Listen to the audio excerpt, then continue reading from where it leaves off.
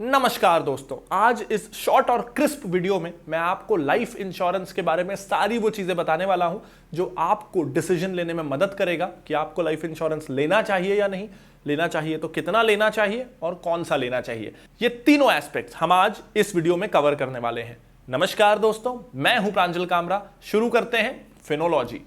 In fact 2-2.5 साल पहले मैंने लाइफ इंश्योरेंस पे एक वीडियो बनाया था और आप लोगों ने उसे खूब प्यार दिया था। लेकिन 2-2.5 सालों में काफ़ी चीज़ें बदली हैं, नई टेक्नोलॉजी आई है, नई पॉलिसी आई है, नए फैक्टर्स आए हैं जो हमको डिसाइड करने में मदद करते हैं। तो इसीलिए उस वीडियो को अपडेट करना ज़रूरी था। तो मैंने सोचा फिर से एक कॉम्प्रिहेंसिव लेकिन क्रिस्प लाइफ इंश्योरेंस पे वीडियो बनाना चाहिए। तो आज के इस वीडियो में हम जानने वाले हैं कि कितनी तरह की लाइफ इंश्योरेंस होती है, क्योंकि बहुत सारी होती हैं और इससे कंफ्यूजन भी होता है। तो कितनी तरह की होती हैं, आपको कौन सी लेनी चाहिए, उससे पहले क्या आपको लेनी भी चाहिए, अगर लेनी चाहिए तो कितनी लेनी चाहिए, कौन सी लेनी चाहिए, कितने साल तक का कवरेज लेना चाहिए। सारे कंफ्यूजिंग और डरावने सवाल है ना।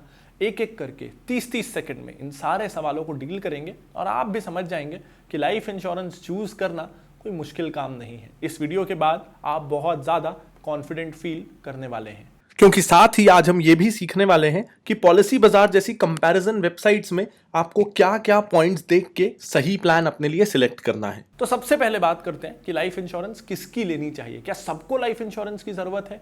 नहीं, लाइफ इंश्योरेंस सिर्फ उसको लेनी चाहिए जो परिवार के लिए पैसे कमाता है, जिसपे डिपेंडेंट्स हैं। जैसे अगर कोई आदमी है जिसकी वाइफ काम नहीं करती और जिसके बच्चे छोटे हैं, तो अकेला घर का अर्निंग मेंबर वो है। या फिर अगर हस्बैंड वाइफ दोनों काम करते हैं तो घर के अगर वो दोनों अर्निंग मेंबर हैं तो वो दोनों को लाइफ इंश्योरेंस लेनी चाहिए। अगर सिर्फ वाइफ अर्न करती है तो सिर्फ वाइफ को लेनी चाहिए। सिर्फ अगर हस्बैंड अर्न करता है तो सिर्फ हस्बैंड को लेनी चाहिए। इसमें दो फैक्टर्स जरूरी हैं। पहला फैक्टर कि क्या आप अर्निंग मेंबर हैं। अगर पहले फैक्टर पे यस है कि आप अर्निंग मेंबर हैं, तो दूसरा सवाल, क्या आप पे कोई डिपेंडेंट है। मान लीजिए कि ठीक है, आप अर्निंग मेंबर तो हैं लेकिन आपकी अभी शादी नहीं हुई है, आपके मम्मी पापा वेल सेटल्ड हैं, वो खुद अर्न करते हैं और उनको आपसे पैसे नहीं चाहिए और आपका कोई डिपेंडेंट नहीं है, अभी आपकी शादी नहीं हुई है। तो ऐसे में अभी आपको लाइफ इंश्योरेंस की ज़रूरत नहीं है, क्योंकि आपके तो डिपेंडेंट्स ही नहीं है।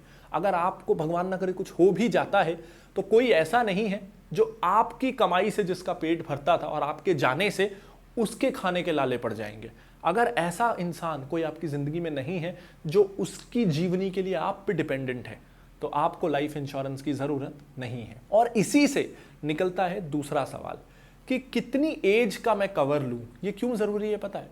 क्योंकि अगर आप 60 ईयर्स तक का लाइफ कवर लेंगे, कि अगर मान लीजिए आज आप 25 साल के हैं और मान लीजिए आप एक ऐसी पॉलिसी लेते हैं कि जब तक आप 60 के नहीं होते, मान लीजिए 25 से 60 के बीच भगवान ना करे अगर आपकी डेथ होती है, तो आपके परिवार को ये पैसे मिलेंगे। अगर आपने 1 करोड़ का इंश्योरेंस किया है तो वो 1 करोड़ उनको मिलेगा। अगर 60 के होने के बाद आपकी डेथ होती है तो आपकी फैमिली को कुछ नहीं मिलेगा। कई पॉलिसीज ऐसी होती है। तो कितनी एज तक पॉलिसी लेनी चाहिए, ये एक इंपॉर्टेंट फैक्टर है। इसीलिए क्योंकि जैसे जैसे आप ज्यादा एज का कवरेज लेते हैं, मान लीजिए एक ने लिया है कि 60 की एज तक मुझे कुछ हुआ तो परिवार को पैसा देना, और दूसरे ने लिया है कि 70 की एज तक मुझे कुछ हुआ तो परिवार को पैसा देना, तो जिसने 70 तक वाला कवर लिया है ना, उसका प्रीमियम काफी ज्यादा बढ़ जाएगा। क्योंकि एज के साथ जितनी ज्यादा एज का आप कवर लेते हैं उतना ज्यादा डेथ का रिस्क बढ़ता है और उस कारण प्रीमियम बढ़ता है। तो हालांकि होल लाइफ इंश्योरेंस भी आते हैं कि जब भी आपकी डेथ हो, चाहे 100 साल में हो, तो भी आपके परिवार को पैसा मिलेगा, लेकिन उसका प्रीमियम 4-5 गुना ज्यादा होता है। तो किस एज तक का इंश्योरेंस लेना चाहिए ताकि प्रीमियम का भार ज्यादा ना पड़े? आपको उस एज तक का इंश्योरेंस लेना चाहिए जब तक आपको उम्मीद है कि आपके ऊपर कोई डिपेंडेंट्स नहीं बचेंगे। कि मान लेते हैं कि आप आज 30 साल के हैं और आपकी आज शादी हुई है। अब आपको उम्मीद ये है कि अगले 5 साल में मेरे 1 या 2 बच्चे हो जाएंगे, तो जब तक मैं 65 साल का होऊंगा, मैं 65 का होऊंगा, तब तक मेरे दोनों बच्चे 30 ईयर्स के हो चुके होंगे और 30 तक आप उम्मीद करते हैं कि वो आत्मनिर्भर बन जाएंगे। अब तीसरा इंपॉर्टेंट पॉइंट कि कितना लेना चाहिए, कितना अमाउंट का लाइफ इंश्योरेंस लेना चाहिए। तो आइडियली मुझसे पूछेंगे तो आपकी एनुअल सैलरी का 20 गुना कवर आपको लेना चाहिए। यानी अगर आप साल का 2 लाख रुपए कमाते हैं तो आपको 40 लाख रुपए का इंश्योरेंस तो लेना ही चाहिए। तो ये एक सिंपल मेथड है। आपकी एनुअल सैलरी कितनी है उसका 20 गुना आपको लाइफ इंश्योरेंस लेना चाहिए। अगर आप 5 लाख कमाते हैं तो आपको 1 करोड़ का लाइफ इंश्योरेंस लेना चाहिए।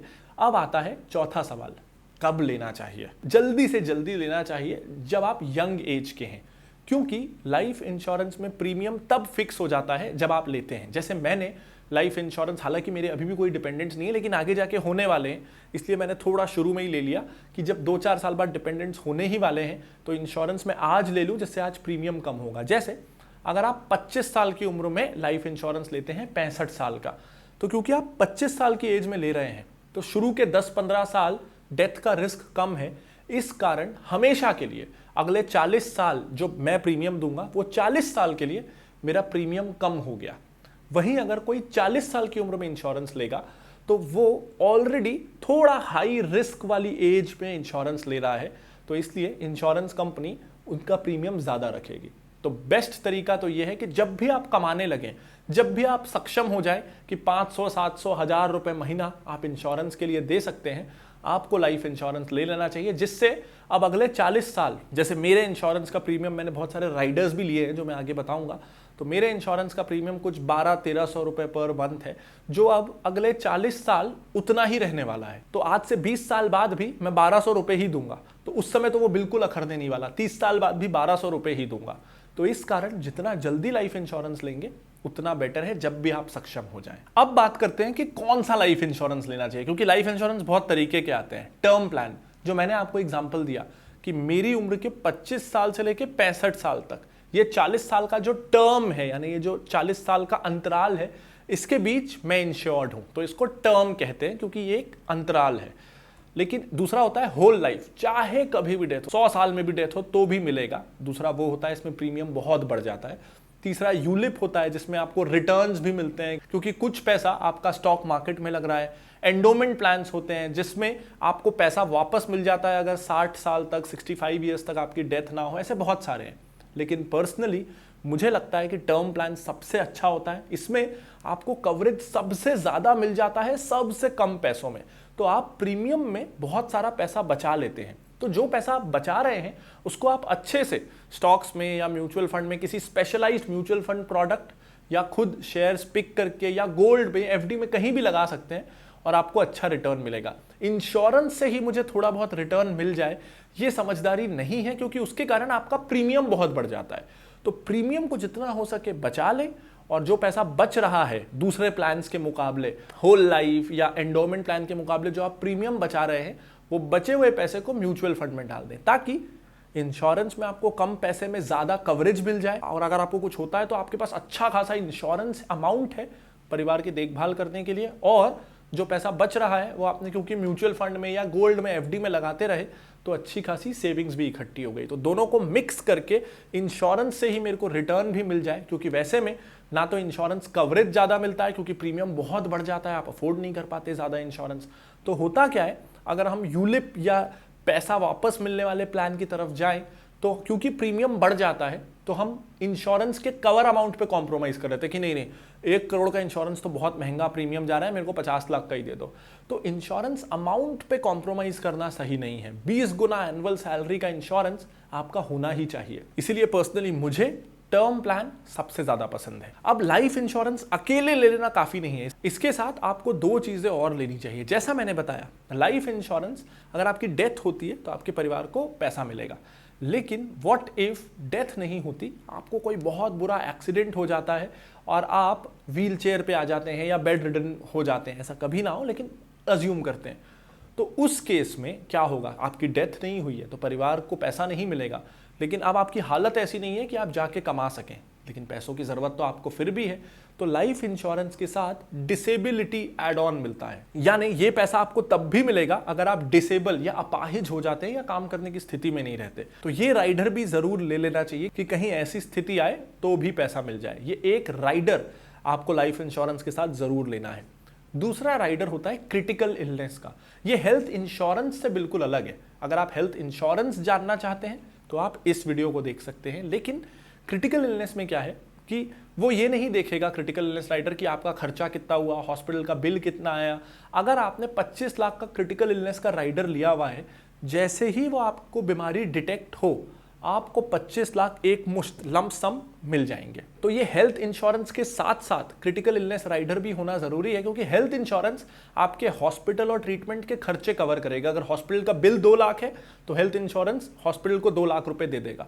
लेकिन क्रिटिकल इलनेस को हॉस्पिटल बिल से कोई मतलब नहीं है। आपको ये बीमारी डिटेक्ट हुई, जो बीमारी उस राइडर में कवर हो रही है, जैसे ही वो बीमारी डिटेक्ट हुई, जितना का क्रिटिकल इलनेस आपके पास राइडर है उतना पैसा आपको मिल जाएगा। तो क्रिटिकल इलनेस राइडर भी जरूर ले लीजिएगा। अब एक इंपॉर्टेंट सवाल आता है कि कैसे चुने सही इंश्योरेंस प्लान। उसके लिए एक बहुत जरूरी पैरामीटर मैं आपको बताता हूं, वो है क्लेम सेटलमेंट रेशियो।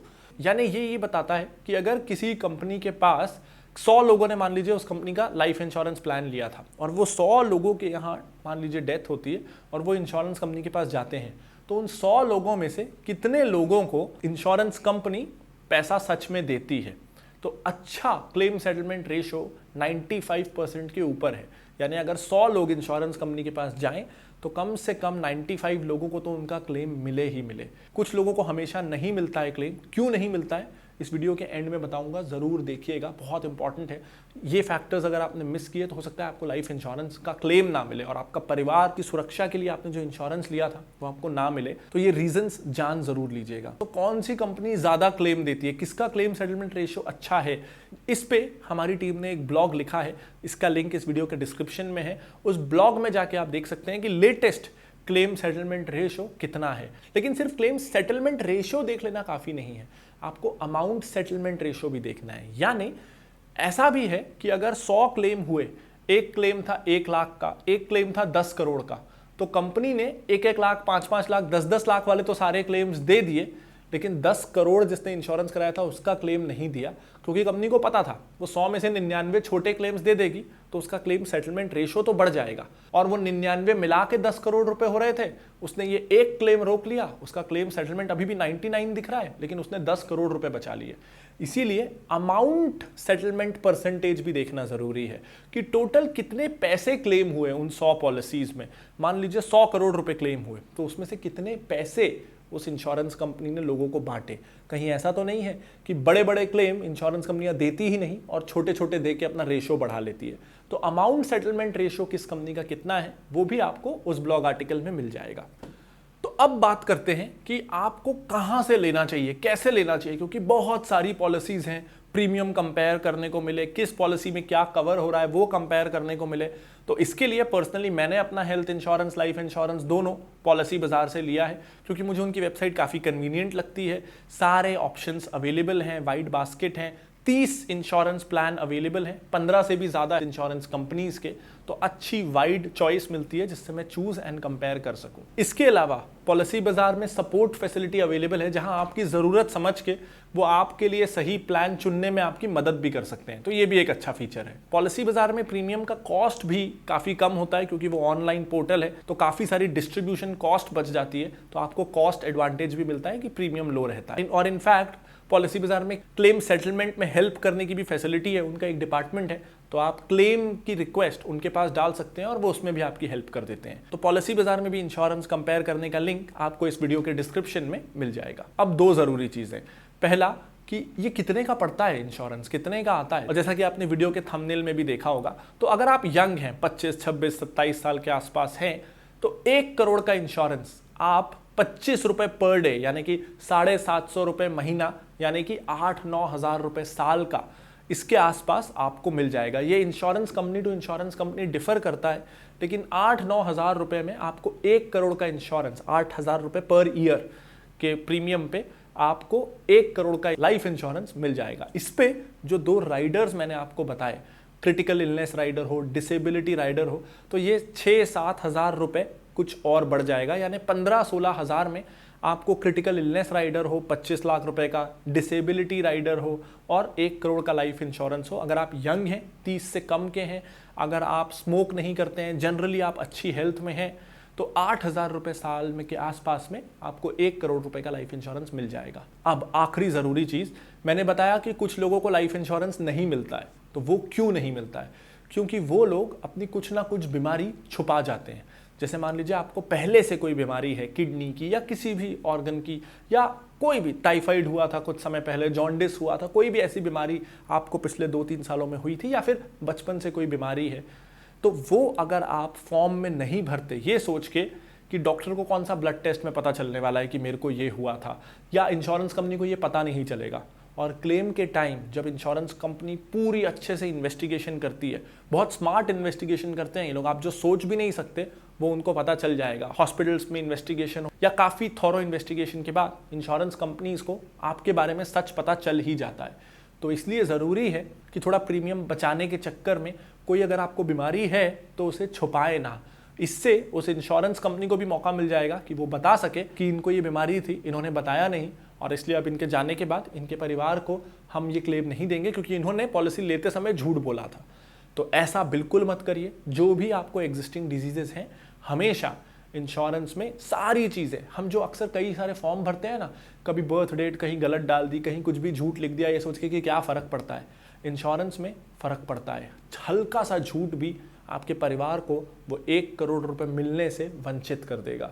तो इंश्योरेंस में ऐसा बिल्कुल मत करिएगा। उम्मीद करता हूं कि इस वीडियो से आपको कॉम्प्रिहेंसिव नॉलेज मिल पाई होगी कि लाइफ इंश्योरेंस क्या होता है, कैसे लेना चाहिए, कैसे कंपेयर करना चाहिए।